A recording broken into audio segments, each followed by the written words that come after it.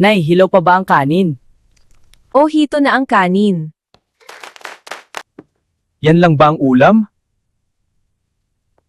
Anak, bantayan mo muna itong kapatid mo. Pupunta lang ako kay Aling Tess, tutulong lang ako sa palayan nila para may bigas tayo mamayang gabi. Nasaan ang nanay mo? Sa palayan po ni Aling Testay. Ano ginagawa mo dito? Siguro nandito ang lalaki mo! Tonyo, ano ka ba? Tumutulong ako dito para may bigas mamaya?